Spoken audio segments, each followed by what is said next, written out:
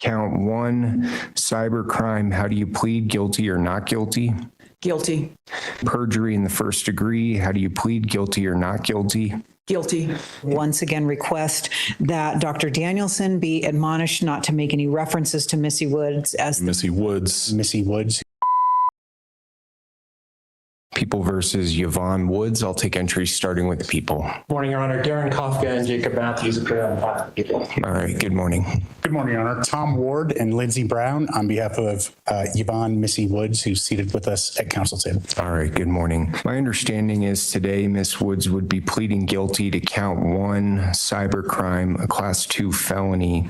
She would be pleading guilty to count 2, perjury in the first degree, a class 4 felony, count 103, attempt to influence a public servant, a class 4 felony, count 104, forgery, a class 5 felony. There is an agreement between the parties, which reads as follows. Parties stipulate that the court shall sentence Ms. Woods to a definite term in the Department of Corrections on count 1 of no less than 8 years and no more than 16 years. Parties stipulate that the court shall sentence Ms. Woods to a definite term to the Department of Corrections on each of counts 2, 103, and 104. Parties stipulate that the sentence on counts 2, 103, and 104 shall run concurrent to each other and to the sentence for count 1. As consideration for this plea, the people would move to dismiss counts 3 through 102. Can I confirm that that's the correct agreement of the parties? Yes, Your Honor. All right, Mr. Kaufman, I'm going to go to you briefly. Can you just provide some background as to how we reached this disposition before I go through the advisement with Ms. Woods? Your Honor, we had an extensive negotiation process involving myself, staff from my office, and Mr. Ward and Ms. Brown. We considered the necessity or the importance of a Department of Corrections sentence, and we considered the significance of this case as to the community, as well as comparing it to other crimes with similar sentences that the court sees and that we see in our day-to-day practice. Okay, thank you, Mr. Kafka. All right, Ms. Woods, I'm going to go over an advisement with you. If at any point you have any questions for the court or your attorney, please let me know, okay?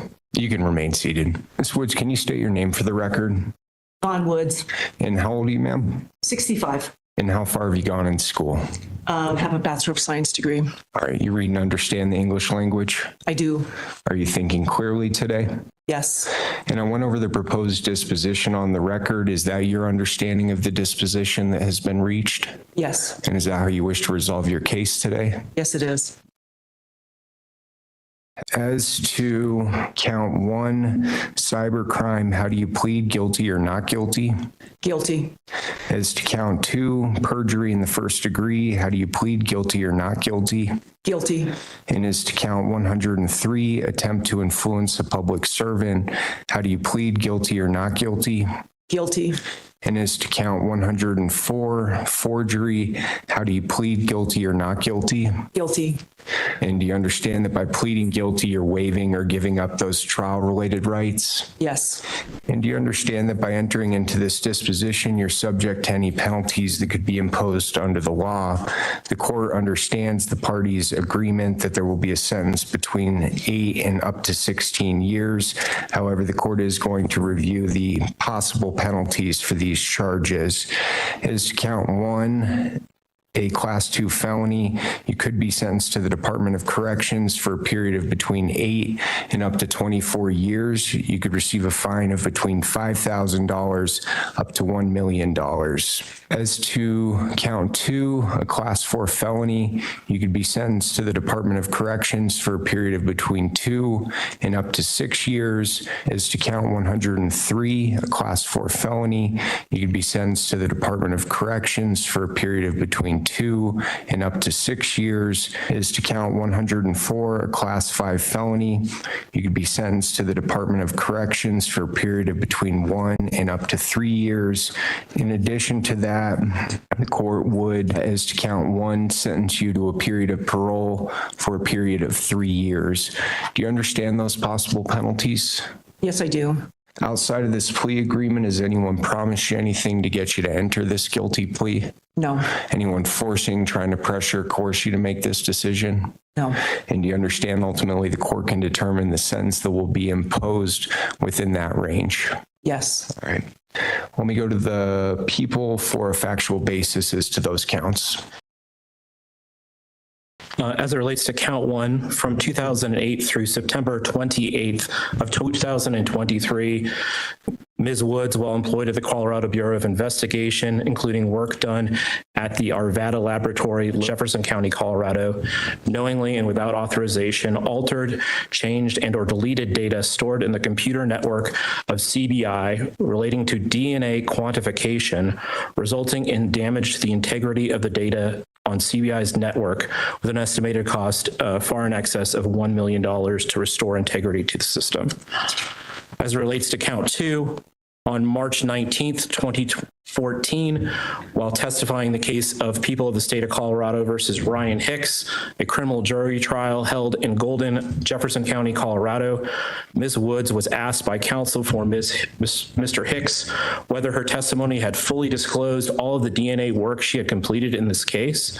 Ms. Woods knowingly gave a materially false answer to this question while under oath, failing to disclose the misconduct generally described in count 1 and specifically occurring in conjunction with Mr. Hicks's case. At count 103, between and including April 28th, 2012 and May 24th, 2018, while working at least in part at the same Arvada laboratory, Ms. Woods, in at least 48 instances, intentionally made false statements in official CBI lab reports provided to police investigators, government officials who failed to perform or whom Ms. Woods would have believed may have failed to perform additional investigatory steps in reliance upon the false statements communicated to them by Ms. Woods, and Ms. Woods intended to influence those officials not to act. As relates to count 104, between January 1st, 2017 and December 24th, 2019, while working again at the same Arvada laboratory, Ms. Woods, in at least 4 other circumstances than count 103, knowingly and with intent to defraud, made false statements in official CBI lab reports under circumstances not constituting attempt to influence a public official. All right, thank you. Ms. Woods, do you have any questions for the court or your attorneys before I accept your guilty plea? No, Your Honor. Court will accept the guilty plea. Court finds the defendant understands the nature of the charges and the elements of the offenses. Court will find the defendant is represented by competent counsel. Factual basis has been established as to each of the counts. Court will dismiss any remaining counts, and then we're going to set this matter for sentencing. The court's going to order a pre-sentence investigation report. How long do we need for sentencing? There was a motion filed by the defense for discovery sanctions. When we were in court last week at the last pretrial, the district attorney had said that we would receive the Brady material that was being held by CBI by the end of the day. We did receive that material yesterday, about 30 minutes prior to the close of business. However, there is additional Brady material that is in the possession and control of CBI related to DNA contamination and an unidentified and foreign DNA workflow that is still outstanding. I did also send the district attorney a discovery letter, including the numerous items that were still missing. And I did attach as exhibits to that letter the Brady material regarding the incident report regarding when the DNA analyst switched the samples. And then also the email the prosecution provided from CBI, which confirms that there is an unidentified foreign DNA workflow that we are not in possession of at this time. In regards to that new information, Judge, as you're taking a look at it, what I'd like the court to consider is that the incident report, it was not shared with me that it was currently incomplete when I had reached out to CBI last Friday. As the court can see in the notations on there, it wasn't completed until June 29th. I can't discover something that's not completed. That's a process that was still ongoing at CBI. I received it yesterday. I discovered it and emailed it as soon as I received it. Some of the stuff that they're requesting in the newest request is also stuff that's still in process. The quality review process is not complete. Again, I cannot discover product that is not finished at an agency. It's something that they're still actively working on. Additionally, CBI has informed me that a lot of this stuff that they've requested in these 2 discovery letters is outside of the normal discovery process. It's their position that it's internal workflow that is work product as opposed to things that are subject to Brady. They refused to provide it to me even through my email request and said that it would require a subpoena ducis tecum. And the problem for the defense is that all of this was going to be kept secret unless I specifically requested it. And this is so obviously Brady material. There is no way that a DNA analyst's statement to her supervisors about a sample switch and a statement that she writes in email form and sends to her supervisors is work product. That's a statement of a witness in this case. I'm struggling to even articulate.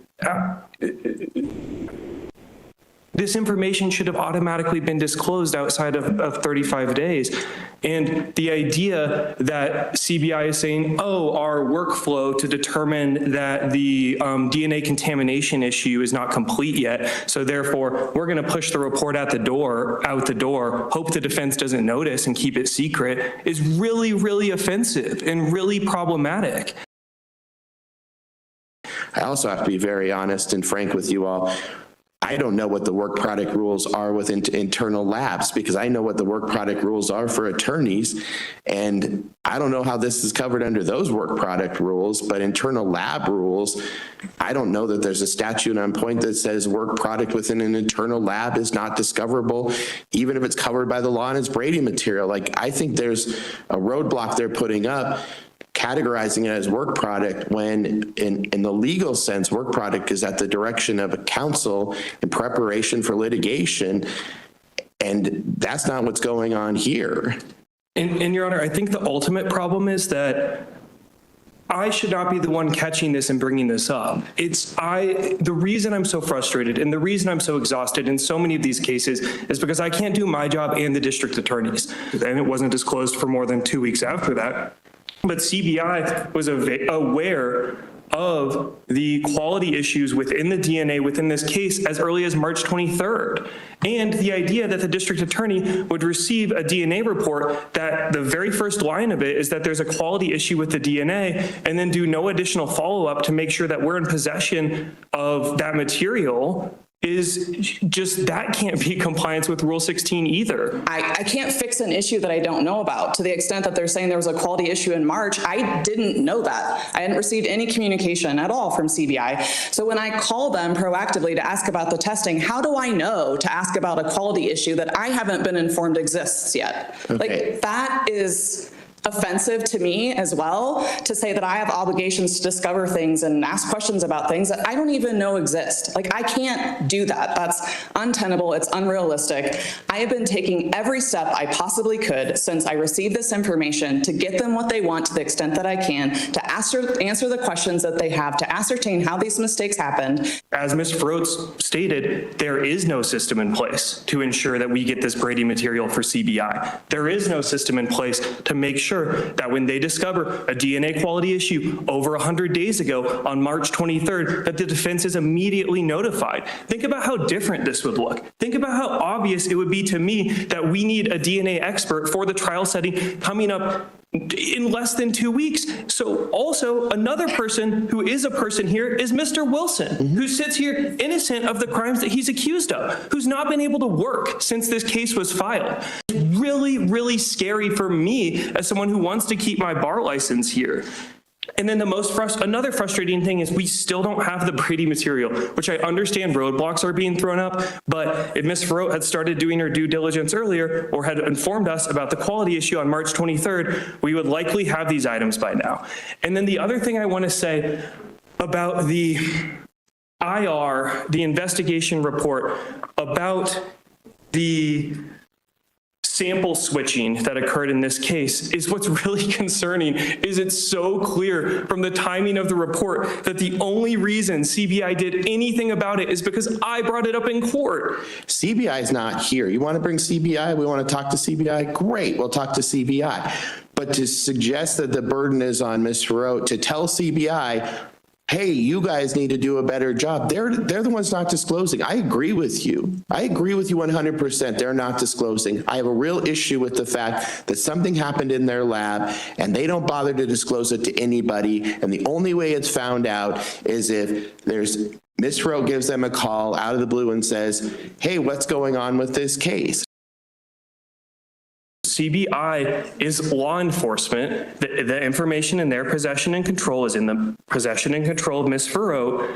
So, and Ms. Farrow's office needs to ensure that there are sufficient procedures and safeguards to ensure the flow of that information, which is the pattern and practice that I'm concerned about. Those safeguards don't exist. And that's why we're not getting this information and we still don't have Brady material less than 2 weeks before trial. So my position is that because CBI is law enforcement, because the material that they're in possession of is in possession and control of Ms. Farrow, that Ms. Farrow was constructively aware of the DNA contamination issue, which was discovered by CBI on March 23rd of 2026, over 100 days ago. In other ways, they could stop using CBI. We always talk about CBI like it's the only option for them. They're using it because it's cheaper. It's not like, the backlogged CBI who hides Brady material is the only option for the district attorney's office. I get that the larger pattern you're talking about, but this has to do with the DNA from CBI. This is the second time this has personally happened to me with CBI and DNA. Why would they not disclose the unidentified DNA workflow and the IR regarding the sample switch, other than to try and... I would love to know that. By the way, I would love to know the answer to that question, but all the people in front of me don't have the answer to that question. And that's a problem. And that's a problem because it's Ms. Farrow's agency. I get the sense you don't want the DNA suppressed because it's a mess. Your Honor, I'm not really in a position to make a strategic call on that because I just got the information 30 minutes before close of business yesterday. So I'm flying blind on the DNA information as well. And I don't even have all the Brady material. I understand that the courts typically grant a continuance under these circumstances. I'm not blind to that. But what's so frustrating is that the district attorney wants a continuance. And what I think I'm very frustrated about is all I'm trying to do is get the Brady material for my client. That's really what I'm trying to do here. And I feel attacked in some way, like I'm doing something wrong, when all I'm doing is pointing out that there was Brady material that was suppressed in this case multiple times, and there continues to be Brady material that's suppressed in this case. And the prosecution came in here last week when I pointed out that they had suppressed Brady material and it was missing, and they wanted us to pre-commit to a continuance so they didn't have to prep the trial. And that is so offensive to me. And it's one of those things where the prosecution wants a continuance here. So to give them a continuance is not a sanction for the defense. For Mr. Wilson to have to continue to not have a job for another 6 months is not a sanction for the defense. So there has to be something more than that. And that's why I'm so frustrated. So even if the court were not to find a pattern, which I disagree with because there's literally a pattern in this case of Brady material that has been suppressed that Mr. Wilson would have never gotten access to if he had pled guilty and become a felon back in September when the offer was first conveyed. But even if the court doesn't believe there's a pattern with the office largely or in this case, it's just it can't just be, whoopsies, we still don't have all the Brady material. Here, you get 6 more months to prosecute him. It's just offensive. It's not sufficient. They don't care. They're not going to work hard to get this material if there's no actual teeth to any sanction. So that's why I think a continuance is insufficient. I don't want a continuance, Judge. I am ready to go to trial on July 13th. just so that the record's clear. I wasn't suggesting by asking them and putting them on the spot that was because I wanted a continuance. I don't. I have travel arranged for an out-of-state witness. I have witness prep scheduled all next week. I don't want a continuance. I'm ready to go. Mr. Davis, to the extent you feel attacked, it's not my intent. I'm trying very, very much to try to figure out what it is we're dealing with. And my frustration with CBI right now is not just on this case, it's on a number of issues and a number of cases. And this seems to be so ineffective and so inefficient that we're doing things like this and we have cases coming up for trial and we don't have DNA on them. And it bothers me to no end, but I don't know that I can contribute the roadblocks that they're putting up entirely to Ms. Frote. I understand that's law enforcement. I understand what 16 says about her obligations to get that information from law enforcement, but if they're not willing to provide it, short of me bringing them in here, holding them in some sort of contempt, I mean, it's beyond me. It's beyond me that a mistake is made and that they're hiding behind some weird concept of work product. Again, I don't know what it is, but if you're going to throw around that word and that phrase, you better back it up with some law, and they better come in prepared to answer what that work product question is. So I do just want to cite for the record that in 23 CR 1881, People v. Torres, that is the other case where I actually had two meetings with the DNA analyst, Hillary Manger. The first meeting, there was no disclosure of an unidentified foreign DNA workflow. The second meeting, I specifically asked if there were any quality incident reports or unidentified foreign DNA workflows. They said, oh, actually, yes, there is. But I think the problem with this district attorney's office workflow and communication with CBI is exactly the pattern that the defense wants the court to consider when fashioning a remedy here. I can find that there's a 16 violation. As I said, I can't find it's willful, and I'm not finding that it's a pattern. Not to suggest it's not concerning. Where I'm struggling is what is the appropriate remedy, because I'm hearing the people say they're ready to go to trial and want to go to trial. I hear the defense say they want to go to trial. I know Mr. Wilson would like to go to trial and get this resolved, and I completely understand that he's the person suffering the most in this case, hands down. By the way, because it's his right to go to trial. And that's the right we're trampling on, and that's my problem.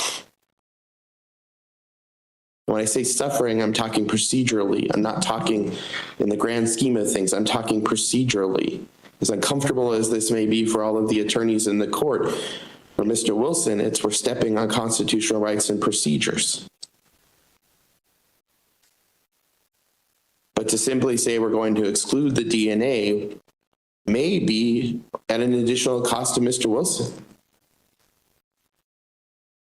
It certainly doesn't address the fact that there is still Brady material that is outstanding that has not been disclosed that would be likely necessary, possibly necessary for an adequate defense. Again, puts Mr. Davis and Ms. Betke and Mr. Wilson at a disadvantage going into a trial, believing that there is, in fact, Brady material out there that they don't have access to. I know that the offering of a continuance does absolutely nothing to remedy that. It not only increases the burden on Mr. Wilson, it increases the burden on the victim in the case. It increases the burden on all of the people who are not counsel. Increase the burden on counsel, but it's an expected burden. So I will offer a continuance in this case.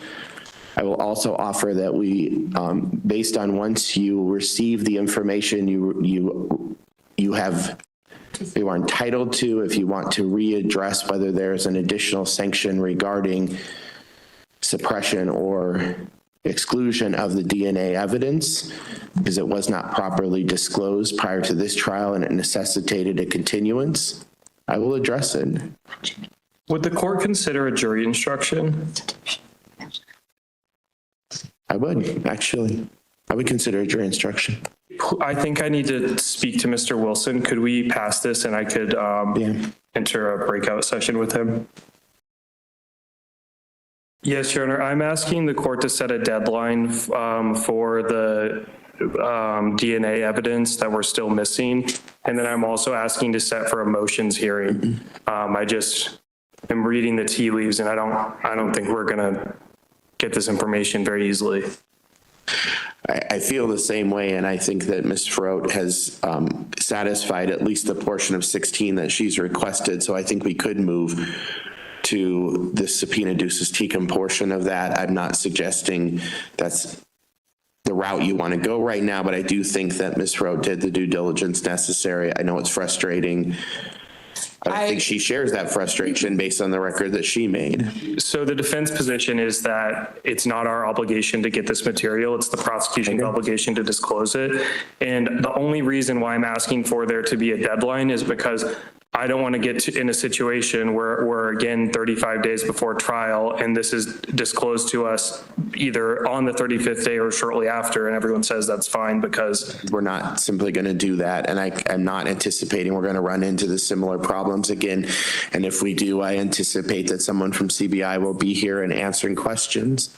And that's my anticipation. So basically the only date that I have found that works within Speedy for these experts, Miss Becky and I, is November 30th. So we will set November 30th to begin the trial at 8:30. I'll clear the jury through Thursday of that week. I'm going to set a discovery deadline in this case of 35 days from today's date. If there's an issue with that, I expect that the parties will file a motion before the 35 days expires and we'll get it set and we can have a discussion about what that issue is. I just think they got to provide the material. Yeah, I understand what you're saying. And I think that let's cross one bridge at a time. Let's see what CBI says. Thank you, Your Honor. With regard to the people's motion in limine filed on December 4th, paragraph number 1, we supplemented a filing on May 22nd, 2026. We stand by our arguments, Your Honor, made in the motion, our most recent motion.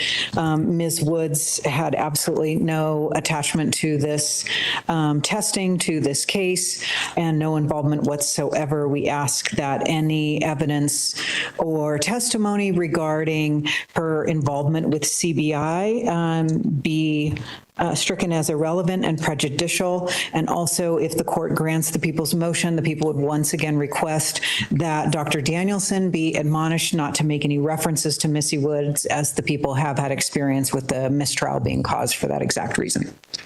The entity that is really the witness in this case, even though there are analysts that are called, it is CBI that employed Ms. Woods. It is CBI that employs the witnesses that are being called in this case as well, who did the DNA analysis. As to the first paragraph of the people's motion limine filed December 4th and the additional motion concerning Missy Woods, I will grant the motion in part at this point. I agree, Ms. Gonzalez, certainly there could be circumstances arising at trial that may change the analysis here, but realistically it's primarily a 403 analysis. Certainly the fact that Ms. Woods and everybody is familiar with the alleged conduct of Ms. Woods, but for purpose of the record, my understanding is that there was currently criminal prosecution pending against Ms. Woods involving misrepresentations as to the nature of certain DNA testing that she conducted across a broad swath of cases. At CBI, Ms. Woods, just given the date of offense in this case, was not conducting testing at CBI when testing in this case was conducted. No indication Ms. Woods had anything to do with the analysis here. So while there is some minimal probative value in the fact that Ms. Woods was able to conduct herself in that fashion for a period of time at CBI, I think that is significantly outweighed at this time by the danger of unfair prejudice and confusion of the issues. It really says very little about the DNA testing conducted in this case, at least with the record before me. So at this time, I will find that Ms. Woods' conduct at the Colorado Bureau of Investigations currently is not admissible pursuant to 403. As to, well, in the related issue of the questions about accreditation, certainly a common question in either foundation or voir dire as to CBI's accreditation. The fact that they're accredited, I think is relevant, but I agree with the prosecution. I think defense attempting to use that line of questioning simply to open the door in the testimony about Ms. Woods, I don't think is appropriate. So I'm not necessarily going to limit cross-examination about that topic, but that should not be used as a vehicle to pry open the door to Ms. Woods' misconduct. Again, if there are certain responses that or evidence offered that makes us relevant, I'm happy to consider that. Not criticizing, but noting that we've been sort of pending resolution of this since late 2024, and there may be still reasons to continue it, but I want to make sure that we are at least doing our due diligence as it relates to addressing any issues and providing any finality or hearings that may be necessary. So, Mr. Bermudez, from your standpoint, I did receive the notice that there's a withdrawal of discovery request, noting that the district attorney's office complied with the FSIA. And so let me just turn it over to you. What's the status? In the interim, I dove into the 35C that had been filed, a supplemental petition that had been filed by prior counsel, and it covers a lot of areas. And in the meantime, the FSIA was passed by our legislature, and it helped me clarify the issues. And the issue where he wasn't prepared was there was a firearm involved in this case, and that firearm was examined by Kiara Wunsch, who is one of the analysts that came under investigation in the what, for lack of a better term, is the CBI scandal here. And that places Mr. Vega's case in the purview of the statute. And what prior counsel failed to investigate was something that he couldn't have investigated because nobody knew what was going on at CBI. And that's the purpose of the statute, is to make sure people like Mr. Vega can have their cases investigated and make sure that their case wasn't impacted by the things that occurred at CBI. I had a DNA expert appointed to help me look into this. But at this point, to cut to the chase, that firearm seems to be the central focus of our investigation.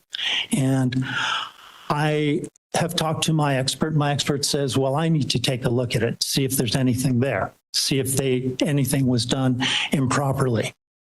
Now, I've spoken to Mr. Rourke, and he has indicated to me that he would resist releasing that firearm to my expert to examine. So where we are at this point, as of this morning, that we need to litigate whether that firearm should be released to my expert for examination. And I'm prepared to file something for this court and for Mr. Rourke to respond to, and that's where we're at. The hurdle that needs to be overcome, in my mind, for this court to even entertain ordering the people to release any evidence, particularly to an out-of-state expert when we lose our chain of custody, would be whether or not the DNA or the scientific biological evidence formed or could have formed a substantial part of the proof against the defendant pursuant to the Forensic Science Integrity Act. If that hurdle is not overcome, either for purposes of a hearing and a motion for a new trial or to release the firearm, then I think that the firearm remains where it's at and that request should be denied. I'm happy to file a written response, but for the record, I'll simply indicate that looking at the CBI file, there was no DNA evidence on the gun and the defendant confessed. And then the defendant has subsequently pled guilty twice. But that's going to be my question.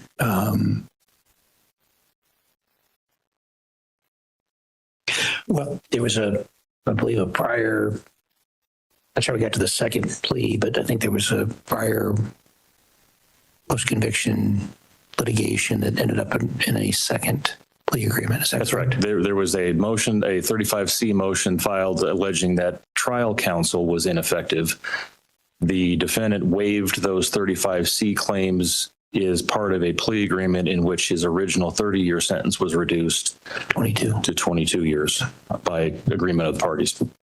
Yes, those claims in that second, I believe it was the second 35C. Mr. Tillman was the counsel in that case, resulted in the plea with a waiver of those issues in any future post-conviction motion.